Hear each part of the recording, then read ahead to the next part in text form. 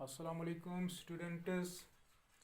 आज का जो हमारा टॉपिक है बिजनेस स्टडीज़ से 11th क्लास के लिए, that is statutory corporations.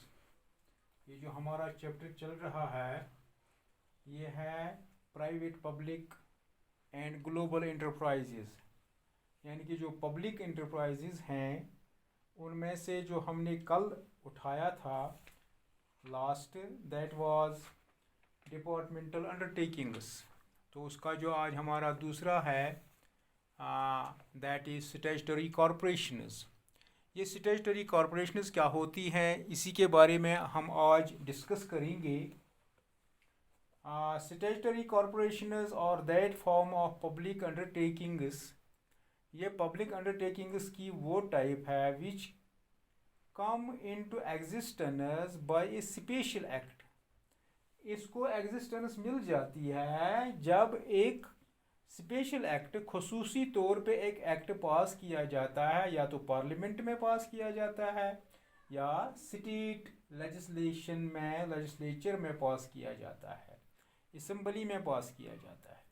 For example, life insurance corporation of India LIC, oil and natural gas corporation, state financial corporation etcetera. All powers, इनके सभी पावर्स, इनकी सभी functions, rules, regulations governing the employees of such corporations are defined by the act. यानी कि जो act पास किया जाता है असेंबली में या पार्लियामेंट में, उसमें वो सब कुछ लिखा हुआ होता है, पावर्स के बारे में, फंक्शंस के बारे में, रूल्स के बारे में, रेगुलेशंस के बारे में, एम्प्लॉइज़ के बारे में, विच दोज ऑर्गेनाइजेशंस आर कॉन्स्टिट्यूटेड। यानी कि जो ऑर्गेनाइजेशंस इस एक्ट के अंडर बनाई जाती हैं, सभी पावर, सभी फंक्शन, सभी रूल, सभी रेगुलेशंस इस एक्ट में डिफाइंड हैं। तो ये तो हो गया स्टैट्यूटरी कॉरपोरेशंस। इसके जो फीचर्स हैं उस पर हम जाएंगे। एक्ट ऑफ पार्लियामेंट, ये काम होता है, ये फंक्शन होती है, ये ऐसे नहीं इनको इस्टेब्लिश किया जाता है, ऐसे ही इसको एग्जिस्टेंस नहीं मिलती है, बल्कि एक एक्ट पास किया जाता है पार्लियामेंट में। Statutory corporations are created through an act of parliament और the state legislature. The objectives, powers and privileges of the corporations are defined by the act। यानी कि सब रूल्स, रेगुलेशंस, प्रिविलेजेस, पावर्स इस act में लिखे हुए होते हैं, डिफाइंड हैं। दूसरा पॉइंट है ओनर बाय द गवर्नमेंट। इसकी जो ओनर होती है वो सरकार होती है, वो गवर्नमेंट होती है, स्टेट होती है या सेंट्रल होती है। These enterprises are wholly owned by the state or central government. The entire equity is held by the government। यानी कि जो भी यहाँ पे हिस्सेदारी है वो गवर्नमेंट की होती है। Body corporate, it has its own separate legal entity। इसकी एक कानूनी एक एंटिटी होती है, पहचान होती है, आइडेंटिफिकेशन होती है, डिस्टिंक्ट फ्रॉम इट्स मेंबर्स, अपने मेंबर्स से बिल्कुल हटके। देयरफॉर इट कैन सेल और परचेज प्रॉपर्टी, ये प्रॉपर्टी बेच सकती है, ये स्टैट्यूटरी कॉरपोरेशन ये परचेज कर सकती है। इंटर इनटू कंट्रैक्ट, ये कंट्रैक्ट कर सकती है। Can sue and can be sued, ये अदालत में जा सकती है और इसके खिलाफ अदालत में भी लोग जा सकते हैं। चौथा पॉइंट है independently financed. Usually these enterprises are independently financed by borrowing from the government. यानी कि गवर्नमेंट इनको फाइनेंस करती है, पब्लिक, और through the revenue that they earn from the sales of goods and services. या जो ये रेवेन्यू कमाते हैं अपनी सर्विसेज से, अपनी सेल्स, गुड्स की सेल्स से। These enterprises have the authority to use their revenue. इन इंटरप्राइजेज को अथॉरिटी है, उनके पास पावर है कि ये अपना रेवेन्यू इस्तेमाल कर सकते हैं। इंडिपेंडेंस फ्रॉम गवर्नमेंट अकाउंटिंग, सरकार जिस तरह से डिपार्टमेंटल अंडरटेकिंग्स में सरकार की अकाउंटिंग होती है, फाइनेंसिंग होती है, तो यहाँ पे अकाउंटिंग वगैरह नहीं होती है. Independence from government accounting, unlike government departments, these enterprises are not bound to adopt government accounting or audit procedure. They are not dependent on the central budget of the government either. यानी कि इनको budget के साथ कुछ लेना देना नहीं होता है. Sixth one point is, and the last feature, that is the own service conditions. जिस तरह से गवर्नमेंट के जो एम्प्लॉयज़ हैं, गवर्नमेंट के जो डिपार्टमेंट्स हैं, उनकी अपनी सर्विस कंडीशंस हैं, ये जो स्टैट्यूटरी कॉरपोरेशंस हैं इनकी अपनी अलग से सर्विस कंडीशंस हैं. The employees of these public enterprises are not government employees. The conditions of recruitment and services of the employees of these corporations are laid down by the legislation that creates them. यानी कि जो legislation इनको create करती है वही इसके लिए service rules बनाती है, रिक्रूटमेंट की कंडीशंस तय करती है. तो उसके बाद हम मेरिट्स पे जाएंगे. Merits of statutory corporations.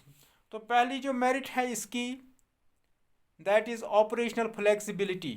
यानी कि ये ऑपरेशन, इसके लिए कोई हिंड्रेंस नहीं है, कोई मतलब कोई रुकावट नहीं है. अपनी ऑपरेशंस को वो फ्लेक्सिबल बनाए, जिस तरह से चाहे, जहाँ चाहे. Statutory corporations is able to enjoy a high degree of flexibility in its operations, as it is free from unnecessary government controls and regulations. ये फ्री होती है, ये गवर्नमेंट के कंट्रोल में नहीं होती है. दूसरा पॉइंट है नॉन इंटरफेरेंस बाय गवर्नमेंट. जो गवर्नमेंट है वो इसमें इंटरफियर, इसके मामलात में नहीं करती है. The government does not interfere in the financial matters of the organization because they are independently financed, क्योंकि वो independently financed होती हैं. तीसरा पॉइंट है ऑटोनॉमस ऑर्गेनाइजेशन. ये एक खुद मुख्तार ऑर्गेनाइजेशन होती है, अपने फैसले खुद लेती है, कोई इंटरफियर करने की किसी की ज़रूरत नहीं है. Statutory corporations have the autonomy to frame their own policies and procedures within the authority granted to them under the act. यानी कि जो एक्ट में उनको अथॉरिटी दी गई है उसी को फॉलो करके ये अपनी जो पॉलिसीज़ हैं, अपने जो प्रोसीजर्स हैं खुद बनाते हैं. और इसकी जो ये जो ऑर्गेनाइजेशन है ऑटोनॉमस होती है, खुद मुख्तार होती है. चौथा पॉइंट है valuable instrument for economic growth. तो मुल्क की इकोनॉमिक ग्रोथ के लिए, मुल्क की डेवलपमेंट के लिए ये एक वैल्यूएबल असासा है, सोर्स है. These enterprises are considered to be an effective instrument for economic development because they have the power of the government along with the initiative of private enterprises. तो हम अब limitations पे जाएंगे. Limitations of statutory corporations, कुछ तो limitations भी इसकी हैं. Statutory corporations suffer from the following limitations. Flexibility on papers only. ये जो flexibility हम अभी डिस्कस किए हमने, तो ये तो only papers में है. All the decisions of the enterprises are subject to many rules and regulations of the government. यानी कि rules and regulations आपने फॉलो करनी पड़ती हैं गवर्नमेंट की. Therefore the operational flexibility is available on papers only. दूसरी इसकी लिमिटेशन है गवर्नमेंट इंटरफेरेंस. गवर्नमेंट इसमें यहाँ पे टांग अड़ाती है. In the matters related to some of important decisions और इन्वॉल्विंग ह्यूज इन्वेस्टमेंट. जब आपने ज़्यादा इन्वेस्टमेंट करनी हो, there is always government and political interference. तो पॉलिटिकल पार्टीज़ क्या कहती हैं इनको, हमारे इलाके में करो, वहाँ हमारा वोट बैंक है, वहाँ आप इन्वेस्टमेंट करो. There is always government and political interference. तीसरा पॉइंट है that is corruption, where it involves dealing with public, जहाँ ये पब्लिक के साथ डील करती है, करप्शन इज इनएविटेबल, यानी कि करप्शन का होना तो ज़रूरी है। This corruption destructs the whole purpose of creating such enterprises, यही करप्शन जो है इसको तबाह करती है, जो ये पर्पस होता है, जो हमारा मुद्दा होता है, एम होता है इनको इस्टेब्लिश करने का, इनको बनाने का, तो वो ख़त्म हो जाता है। Delay in actions, delays in actions, जो हम एक्शंस करते हैं उनमें टाइम लग जाता है।